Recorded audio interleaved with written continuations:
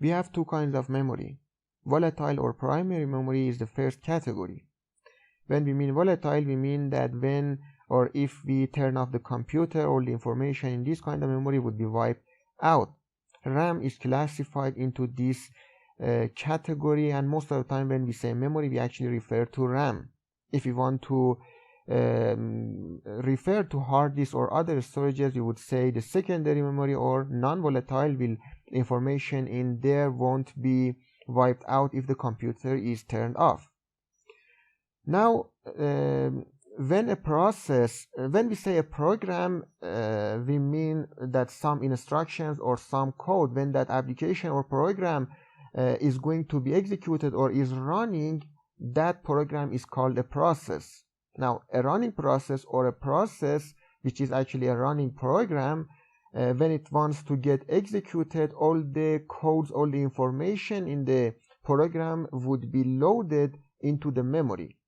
Now, we know that operating system is just another program. So how is it when we turn on our system, all the operating system code would be loaded into the memory? So we know that the CPU by default can't have access to the secondary storage. So what happens is that when we turn on our system, a set of instructions or pre-designated instructions would be executed, which helps this is called the bootloader. This would help the CPU, or this would help all the operating system core, which is actually called kernel code, would be loaded into the memory, and from there the CPU can have access, and therefore it boots up and the operating system starts running. Now, there are a lot of different functionalities or services that have been created in the operating system and would be used only if requested. These are called system call. So if a process, because we know that the process can't have direct access to the hardware, it has to ask the operating system as the intermediary. So let's say that the process wants to have access to a file, to write or read to a file, or create a socket for network communications or all other things. It needs to do that through the system calls. So it asks the operating system that I want to have access in or I want a system call to be executed, and the operating system or the kernel would just execute that system call and that functionality. I want to show this to you by showing an assembly code that I have created already, and you don't need to know about any of these things, that how we do it, any of the things that I'm just representing in the introduction section. All these codes that you see I have written in here is just to prove some points and give you some basic definitions. So in here I just want to show you the assembly program that I have written in here. You saw how we printed some data on the screen using the C program. In here we want to print a hello world on the screen. So I press Ctrl X. This is the code that I have written. Again, this is not a course about the assembly language. So I press Ctrl X to exit.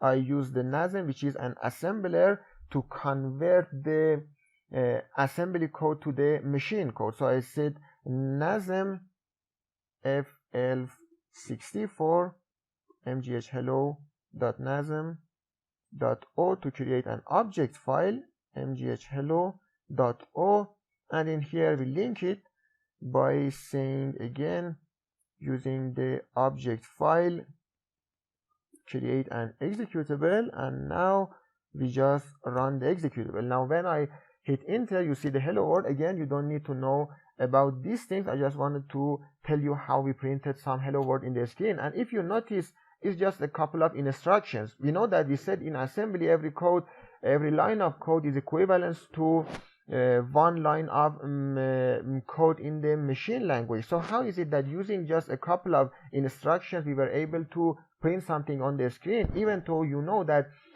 to establish to print something on the screen, we have to establish a connection or a communication with the input and output devices, how I get input from the keyboard, how convert them or encode it so that it could be printed in the English as you see. But all of these things are done using a system call, which is for the write system call. And if you notice, we have called it in here. Every system call, we have about 350 functionalities that have been already defined and are known as system calls, which every process that wants to has access to the hardware, it would do them through these system calls. Every system call would have a specific number and would need some arguments. For example, the write system call in here has the number of 1, and then we pass some arguments. mgh hello variable in here refers to some data which has been defined in the data section, and this is the length. So we pass the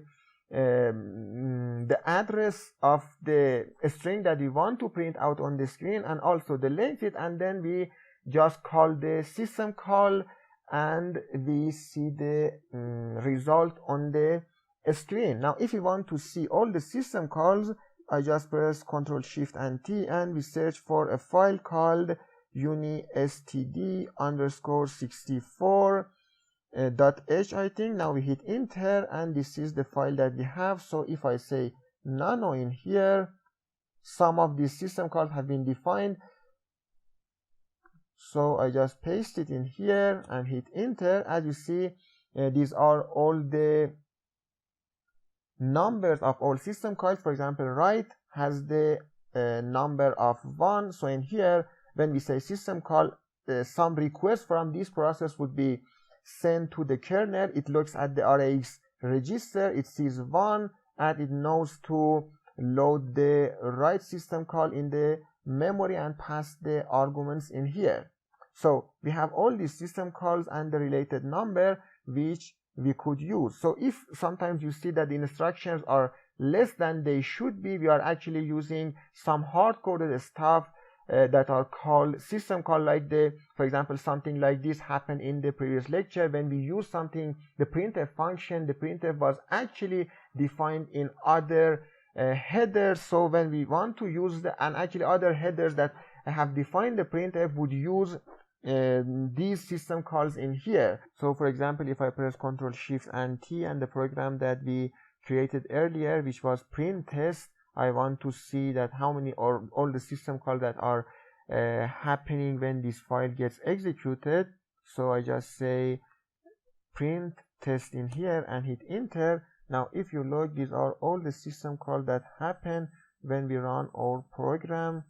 If you notice in here, we have execve, which is for loading all the data in the program in the memory.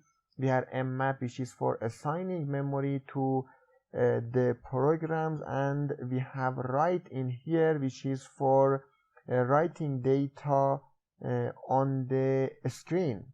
You see, this is the write in here.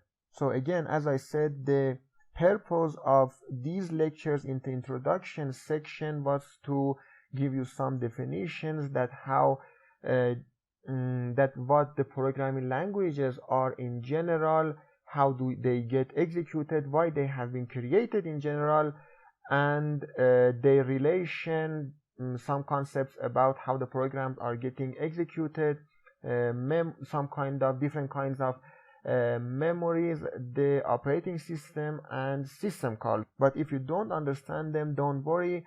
The real course is about the next section, which is the socket programming. I just want to that if I use some just idioms in the or concepts or definitions in the next lecture, I want you to have a little familiarity with what we are doing.